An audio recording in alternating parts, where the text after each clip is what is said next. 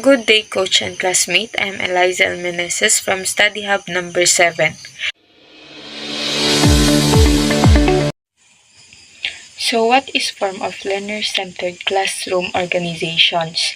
Learner-centered classroom organizations shift the focus from the teacher as the sole source of knowledge to an environment where students are actively involved in their learning.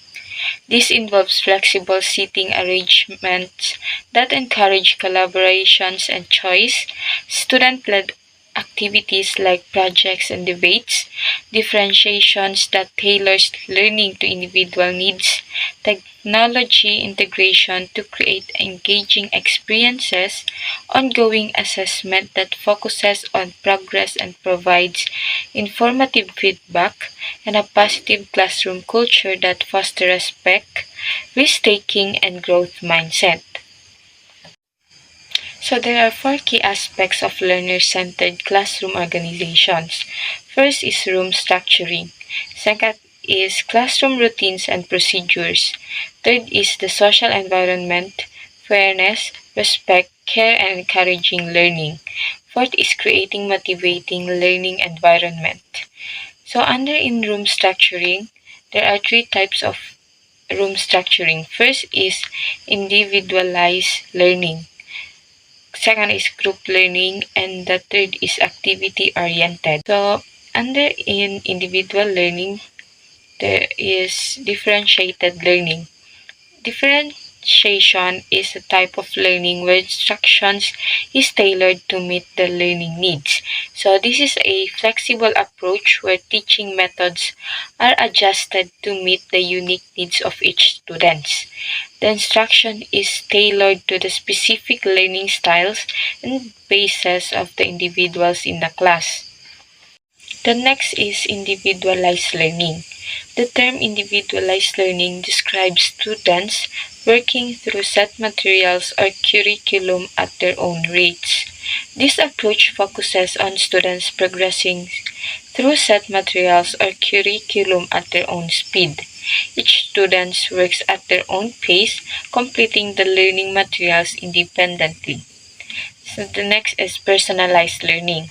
Personalized learning involves the students in the creation of the learning activities and relies more heavily on a student's personal interest and curiosity.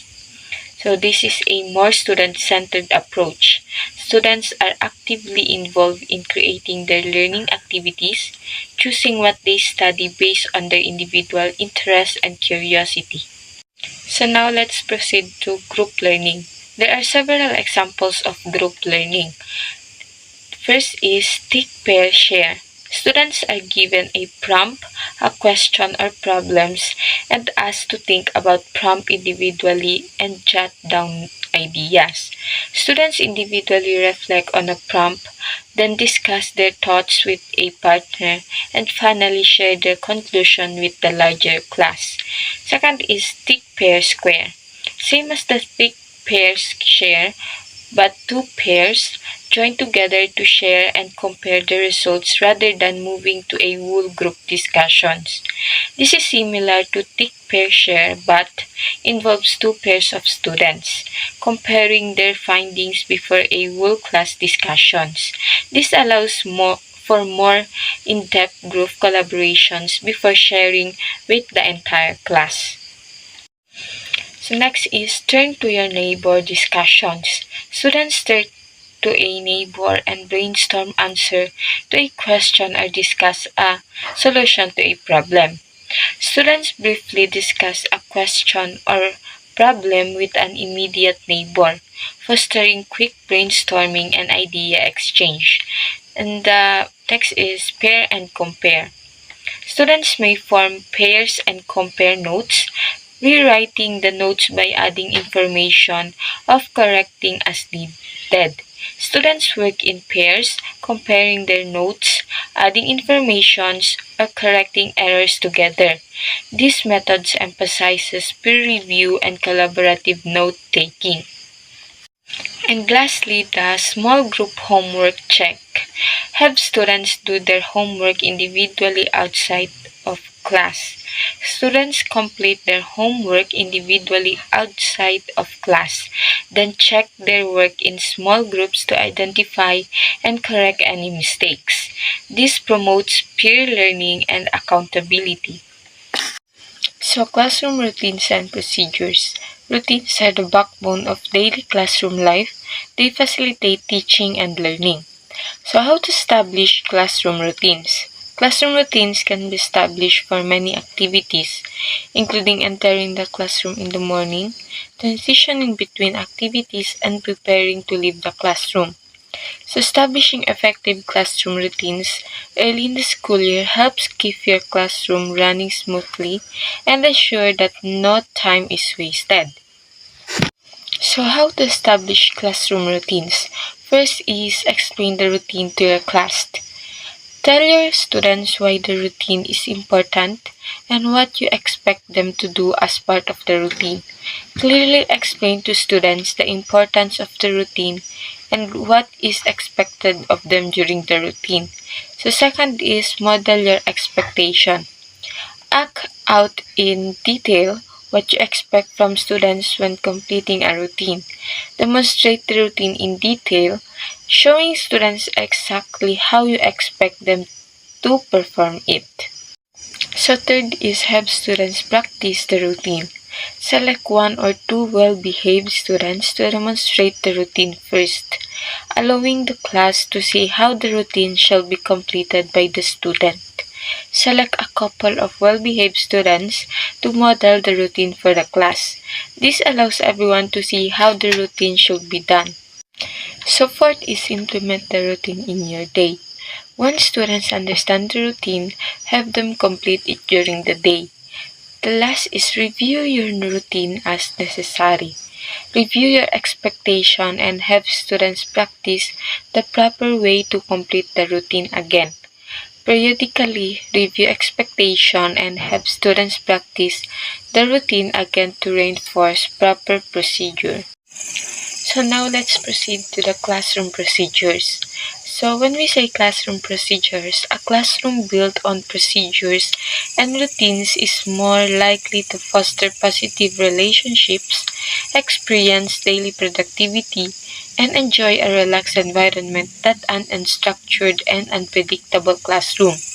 A classroom built on established procedures and routines foster positive relationship, increases daily productivity, and creates a more relaxed environment than an unstructured classroom. So how to establish classroom procedure? So first is begin class intentionally. Beginning of the day, routines are important for classroom management and some of the most significant procedures you can set. Beginning of the day routines are crucial for classroom management and are some of the most significant procedures you can implement. So second is establish a procedure for asking questions. Beginning of the day routines are important for classrooms, management, and some of the most significant procedure you can set. So the third is create a system for restroom use. As a teacher, you will need to put in place a system that makes bathroom use as undescriptive as possible. Teachers need a system to minimize disruption during restroom breaks. So the fourth is determine how you will collect work.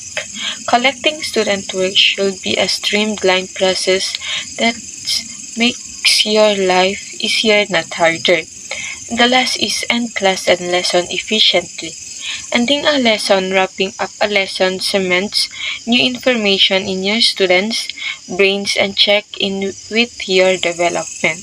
Good day, everyone, especially to Coach Jude. My name is Can Carson Alvarado from Bitilet HE1A, and I'm going to discuss to you the topic 3 Organization and Management of Learner-Centered Classroom.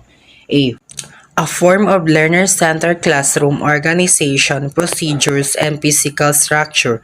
3 and 4. The social environment, fairness, respect, care, and encouraging learning resources, and creating learning motivating environment. The social environment, fairness, respect, care, and encouraging learning. Positive educational environments are necessary to facilitate optimally adaptive student outcomes, including learning, motivation, school adjustment, and achievement. A positive educational environment is crucial as it sets the stage for students to thrive. It acts as a catalyst for optimal learning, boosting motivation and helping students adjust well to school. When such an environment exists, students are more likely to achieve better academic results. The classroom social environments comprise students' perception about how they are encouraged to interact with others, and it encompasses dimensions of teacher support, promoting mutual respect, promoting student-task related interaction, and promoting performance goals. So, students' perception of the classroom social environment shape their experiences. If they feel encouraged to interact, they are more likely to engage actively. Their views on aspects like teacher support and how they relate to peers influence their overall classroom participation. Dimension of classroom social environments. Teacher support is vital as this gives students the confidence to learn, promoting mutual respects, create a harmonious space where everyone feel valued, encouraging task-related interactions, help students collaborate and learn from each other, while promoting performance goals can drive students to strive for excellence. Fairness. When assessing instructors, fairness, a student doesn't usually consider the intentions of the instructor, but rather his or her perception of the instructor's behavior or policies. And we have three typology of perceived fairness, which are the interactional fairness, procedural fairness, and outcome fairness. So, what is interactional fairness? Interactional fairness is in the classroom refers to how instructors interact with students. Students feel treated fairly when instructors listen to them attentively, respond respectfully, and show genuine concern. These positive interactions make students more comfortable participating and asking questions. Procedural fairness. Procedural fairness focuses on the rules and processes in the classrooms. Students perceive fairness when these procedures are clear, consistent, and applied equally to everyone. For example, fair grading procedures and transparent assignment guidelines contribute to the sense of fairness. Outcome fairness. Outcome fairness is about the results students receive. Students think it's fair when grades and rewards are based on their actual performance and effort. If they feel they are work hard and are rewarded appropriately, they see the instructors as fair. Respect. Students expect an instructor to listen, consider, and thoughtfully reply to their ideas, even when they challenge the instructor's views. So, respect in the classroom is a two-way street. When instructor listen to students' ideas, it shows how they value their thoughts, considering and thoughtfully replying, even when they challenge. Make students feel respected. This respect encourages students to express themselves more freely. Care. Care about your students and their academic performance. Instructors who care about their students make a big difference. Caring about students' academic performance means providing support and guidance. When students feel that their instructor truly cares, they are more motivated to do well in their studies. Encouraging learning. A sound relationship provides a tension-free environment to the student, enabling him to learn more and to complete in the class. A positive relationship between the instructors and students is key. A tension-free environment created by such a relationships allows students to focus on learning. In this environment, students are more likely to actively participate in the class and absorb more knowledge. And now let's move on to creating learning motivating environments. The following six areas appear to be particularly relevant for classroom application. Considering the range of diversity among today's students, how do we help students to learn? In addition, they get distracted, they get bored, they get tired, and they change their minds. 1. Making learning stimulating and enjoyable. 2. Presenting tasks in a motivating way. 3. Setting specific learner goals. 4. Protecting the learner's self-esteem and increasing their self-confidence. 5. Creating learner authority. 6. Promoting self-motivating learner strategy. 1. In making of learning stimulating and enjoyable, use diverse teaching method like group project or multimedia. This grabs students' attention and make learning fun, preventing boredom. In presenting tasks in a motivation way, frame tasks as interesting challenges or real-life problems. This shows students the value of what they learning and boosts motivation. In setting specific learner goals, tailor goals to each student's abilities. Clear goals give student direction and help them stay focused. In promoting learners' self-esteem and increasing self-confidence, praise efforts and give constructive feedback. Confident students and more engaged and eager to learn. In creating learning authority, let students make some learning choices. These make them feel in control and more invested in their studies. In promoting self-motivating learner strategies, teach technique like time management and self-reflection. This helps students stay on track and motivated independently. Approaches to motivations. Generally, there are 5 approaches to motivation which teachers can select from when they want the students to get interested or focus on lessons. By Woolfolk 2013, we have behavioral approaches. Student motivation start with the teacher doing a careful analysis of the incentives and rewards present and available in the classroom. The teacher analyzes the classroom incentives and reward. Students are more motivated when they know what they can gain. For example, awarding stickers for good behavior or extra playtime for completing tasks. Humanistic approach. Proponents of humanistic psychology like Carl Rogers argued that other schools of psychology are not adequate to explain why people act and behave the way they do.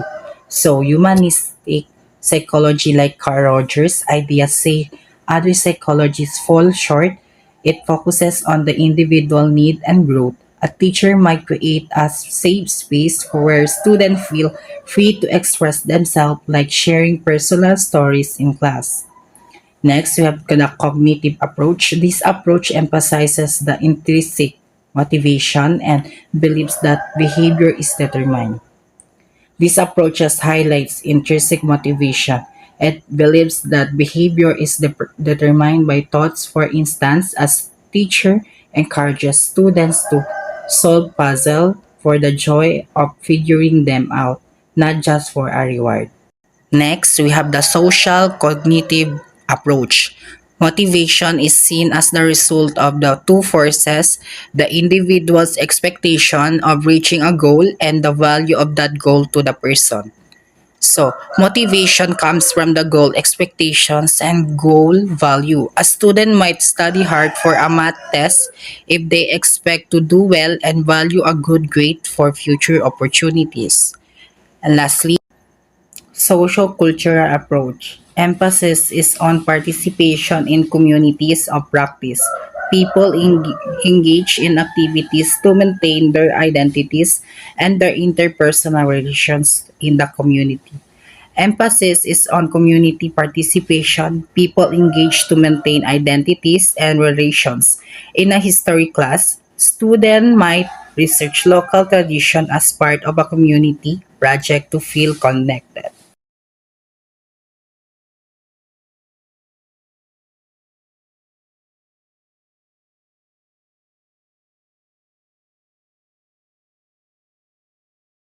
They everyone, especially to Coach Jude. My name is Micah Fidger Silas from Study Hub 7.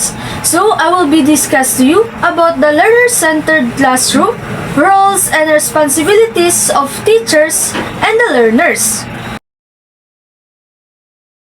In a learner-centered classroom, teachers become the facilitators, guiding students to take ownerships of their learning, while learners actively engage in the learning process, taking responsibilities for their own educations and development.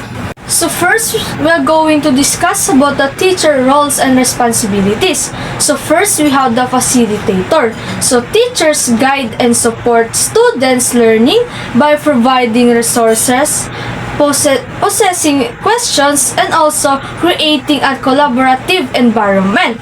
They act as a mentors, encouraging students to explore their own ideas and take ownerships of their learning. So second, we have also the resources provider. So as a teachers provide access to variety of learner materials like including books, technology, and real-world experiences. They act as informations, guides helping students find and evaluate reliable resources. So third, we have the assessment designer. So teachers create assessments that align with learning goals and provide meaningful feedback to students.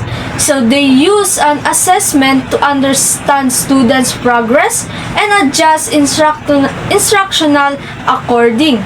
So lastly, we have the community builder. So teachers foster a supportive and inclusive classroom community where learners feel safe to take risks, share ideas, and learn from each other. So they encourage collaborations and respect for diverse perspective. So now we're going to discuss about the learner roles and responsibility. So first, we have active participants. So learners are actively involved in their learning process, engaging in discussions, asking questions, and also taking initiative. They are not passive recipients of information, active constructors of knowledge. So second, we have a problem solvers. So as a learner, learners develop critical thinking skills and learn to approach challenges with problem solving and mindset. They are encouraged to think creatively and find solutions in independence. So third, we have the collaborators. So learners work effectively in groups, sharing ideas, supporting each other, and also learning from diverse perspectives. They develop communications and teamwork skills so that are valuable in the real work settings. So lastly, we have a self-directed. So learners take responsibility for their own learning.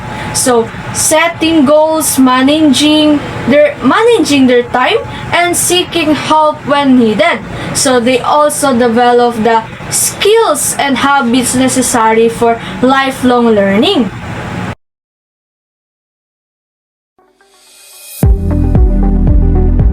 So good day everyone. So today I'm going to discuss about the role of discipline in a learner-centered classroom. Many believe disciplines means strict rules and punishment. However, in a learner-centered environment, discipline is about fostering a positive and productive learning atmosphere where students feel safe, respected, and empowered to take ownership of their learning.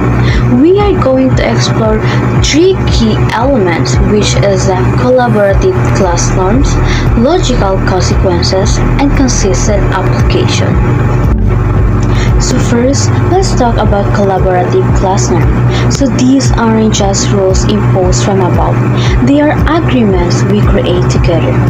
Think of it as a class contract. We are going to brainstorm together what behaviors contribute to a positive learning environment and what behaviors hinder it. For example, instead of saying no talking without permission, we might collaboratively agree on a norm like respect others, learning time by minimizing distraction during instruction. This is more empowering and encourages students to take responsibility for their action. So next, let's discuss about logical consequences. So these are response to misbehavior that are directly related to the infraction. They should be restorative, focusing on teaching and learning, not simply punishment. Example, if a student is disruptive during a group activity, a logical consequence might be to have them to take a short break to reflect on how their behavior impacted the group, then rejoin with a plan to improve. So this is far more effective than simply sending them to the principal's office. Finally, consistent application is key. Fairness doesn't mean treating everyone the same. It means treating everyone equitably based on their actions.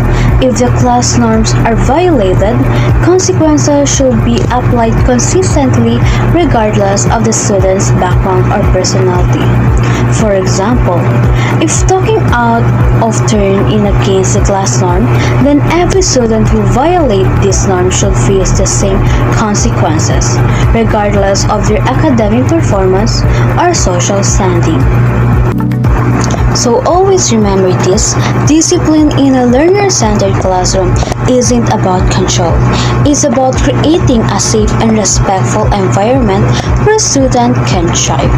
By collaborating on norms, implementing logical consequences, and applying them consistently, we can foster a classroom where learning flourish.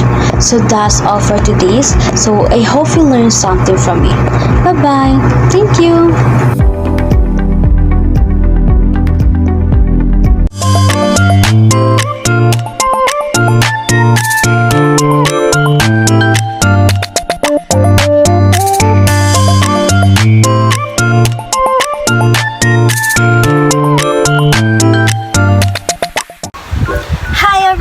Welcome back to our channel.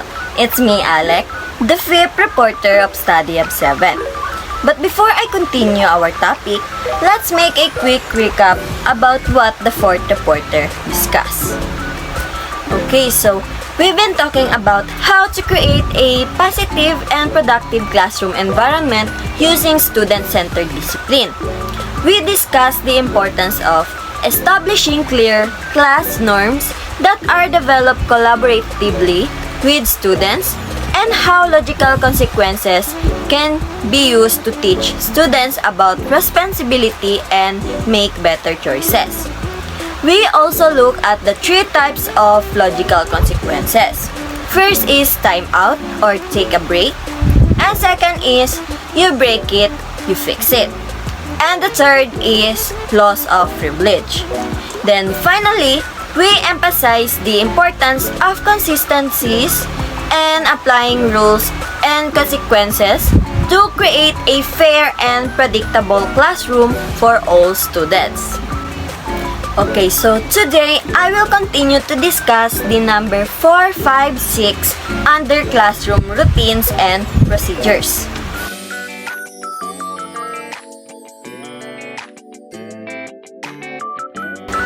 Number 4. Student-specific responses. When responding to misbehavior, take into account the social, emotional, and cognitive skills of the students as well as what's happening in the situation. The consequence for a student might be the same, but you might practice more with this student or have them reflect on their behavior. For example, you have a student who always pushes in line. The student has a assigned line spot that has been working well, but the student still needs reminders to go to their line. You line up your class, but you forgot to remind them. The student goes to the different spots and pushes in line. In situation, tell the student that the consequences remain the same, but apologize to them for not reminding them of their spots. Okay, so when a student misbehaves, don't just apply consequence. Think about the student's individual needs and what happened. So for example, a student keeps pushing in line. You might give them the same consequence like going to the back of the line, but also apologize for forgetting to remind them about their spot. Then you can practice lining up with them to help them learn. This shows students that you care about them as individuals and are trying to help them learn. Number 5. Time for a solution. In your class, develop routines for resolving conflicts. This is not a skill that comes naturally to students or adults. So be prepared to guide and instruct. The first thing though, provide the space and time for this to occur. Some teachers build this into their morning meeting, our closing meeting. Have a conflict resolution process for disagreements between students. This process should focus on communicating clearly, finding agreeable solutions, and make a plan to move forward. So, create a system for students to resolve conflicts peacefully. For example, have a conflict resolution time during morning meeting or special peace table, where students can work out disagreements. Teach them how to communicate clearly, find solution, and make a plan to move forward. This helps students learn important social skills and create a more positive classroom environment. Number 6. Calm spaces. Lots of classrooms have a take-a-break spot. This can just reinforce the behaviors. Implementing a process for your take-a-break spot and teaching it is more essential than what space looks like. Students could even complete the process at their desk, and this may work better for older students. It includes a simple process that the students use that focus on self-regulation and copying skills. Okay, so provide a place or process for students to calm down when they're feeling overwhelmed. For example, instead of just having a take-a-break spot, teach students a specific process for calming down. This could involve deep breathing, quiet time, and other coping skills. Older students might even do this at their desk. This helps students manage their emotions and more ready to learn.